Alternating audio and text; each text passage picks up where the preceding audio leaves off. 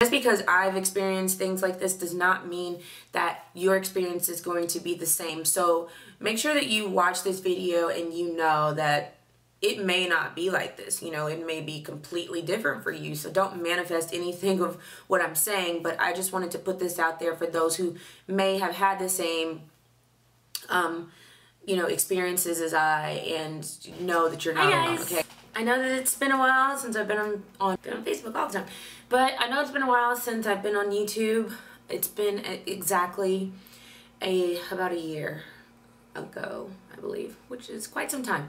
However, I did post a video of Eden's nursery, which is where I'm gonna film today because the lighting is terrible in other places. Today, I wanted to film a video about, as you can tell from the title, what to expect when expecting. I know there's a book that's out that's called that, and there's like a series actually, I think. But I'm gonna give you like a really quick version of not that book, but just kind of just from my perspective of what, you know, what to expect while expecting. And I hope that you, but the first thing I wanted to mention is, expect to be sick for the first at least 3 months. At least the first 3 months. And in some cases, expect to be sick the entire time of your entire pregnancy. Those are for the more so unlucky people, I guess. However, for me, it was about the first 3 months. And to be more exact, it was for the first 16 weeks. You know, expect to be sick for at least 3 months, but just know that it does not last for long. It is very rare that you will be the woman who carries that sickness from conception to your 9-month, you know, laboring day. Don't believe that. Just know and keep in faith that it's not going to last. And if you wake up feeling sick and you're going to the toilet, you know, vomiting a lot, just keep in your mind it's worth it and it's not going to last. Just, if that's the only advice I can give you about it, just keep that and let that get you through, okay? You want to be careful with what you eat. Because there are things that I could eat prior to being pregnant that I absolutely and positively cannot eat now.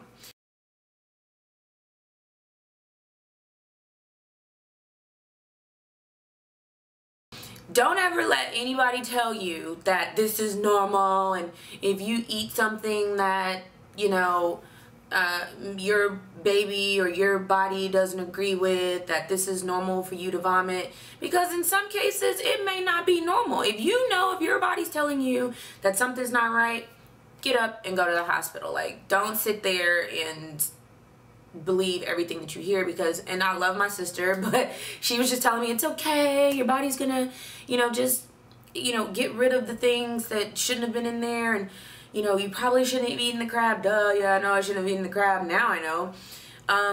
But I kept telling her, I'm like, you know, this isn't normal. Like, I've known pregnancy vomiting, and I know the difference between pregnancy vomiting and the difference between vomiting because something is really, really bad with my body right now. Like, I started vomiting bowel, which is like a yellow and kind of green. When there's nothing else that my body's throwing up and there's nothing else in my stomach and it starts getting to that point, something was wrong.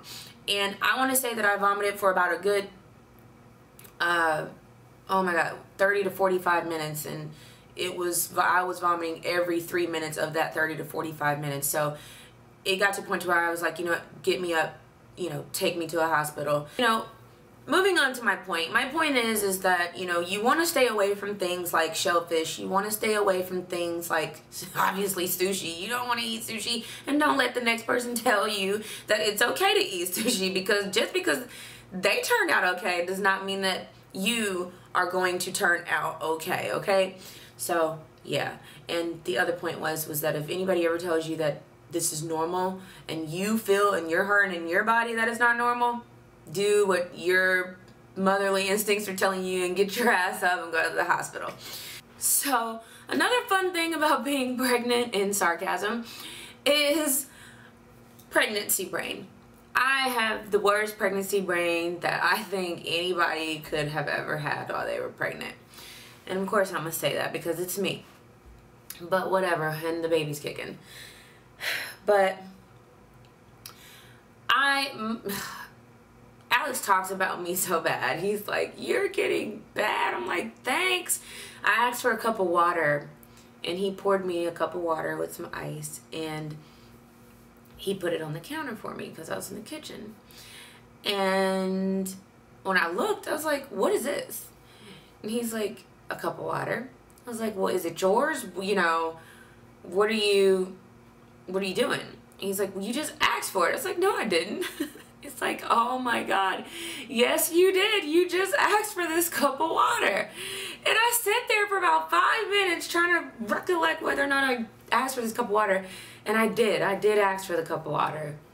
And oh my gosh, it was terrible. But the other pregnancy brain experience that I'll share with you, if it's not too much information, is I went to the restroom and I had to use the restroom like really, really bad.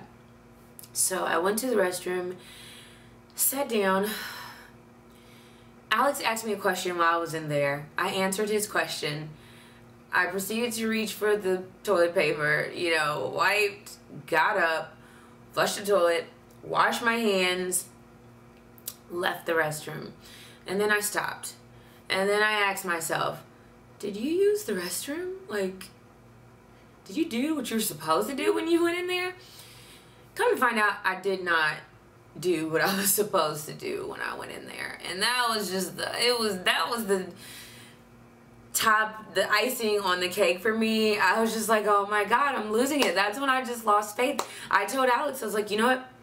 From this point on, everything is in your hands. I can't remember anything. I can barely even function. So, you know, I just want to say, if you are experiencing this to the extent in which I'm experiencing it, do not feel bad, because you are not alone. It's embarrassing. It's, you know, it's funny. I laugh at it, and I hope that it goes away after, you know, the baby comes and my nutrients start coming to me first again, you know. But right now I understand, and I keep in mind that, you know, all the nutrients that were once coming to me first and, you know, nourishing my brain and so on and so forth they're not coming to me first anymore. They're going to my baby first. So I think it's beautiful that, you know, this is just one way in which I'm being a mother. You know, I'm giving my baby everything and taking care of my child first, even if it means that I have to sacrifice a few things.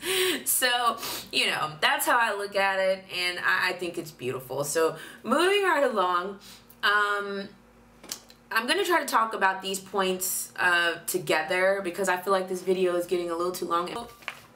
To try to merge some of these points so this video isn't too long is stuffy nose, being hotter than most people around you, especially your significant other because you live with them, and being uncomfortable at night. Okay, so the stuffy nose, I have one right now. I keep sniffing, you know, my sinuses are draining. You're gonna wake up blowing, like, I don't want to get too detailed, but you're gonna wake up with a nose full of stuff you don't want, and you're gonna have to get rid of it, and it's not gonna be pretty, but whatever. It just comes with this whole experience. Embrace it, you know, embrace the experience, because it's just what you're gonna go through, and it's a beautiful thing. It'll be over soon. Being hotter than most people. Me and Alex argue all the time. Cut the heater on, cut the heater off. Cut the heater on, cut the heater off. Cut the AC on, cut it off. You know, I'm hot, well, I'm freezing. And there's just no equal medium at all. It's just one of the things that your significant other is going to have to deal with, and it's a part of their pregnancy experience, because, you know, we go through the, you know, having a baby spawn inside of us and all these different things, these different hormones. That's our experience, and our experience too is also being hotter than normal. Well, they're gonna have to go through their pregnancy experiences too, and that's a part of it. So oh well, he's just gonna have to deal with it. Love you. But there's that, and then there's also being uncomfortable at night. You believe in what is called a pregnancy pillow. I got one for Christmas, and I love this thing. I swear by it. I cannot sleep without it. Even when I'm laying on the couch, I move it from the bed to the couch in the living room, and I take it with me wherever I go. And I love my pillow, and I'm never gonna get rid of it. They're called many different things, but mine is called a Snuggle. That's what I got. I suggest you get it. If you do get it and you like it, you know, come back here and tell other people about it so they believe me. But I'm telling you, this thing is great, and it'll assist in helping you get what is so desperately needed, which is a good night's sleep. The last thing that I want to share with you is hungry. You expect to be hungry. Expect to always be hungry, but don't overeat. Like, OMG, seriously.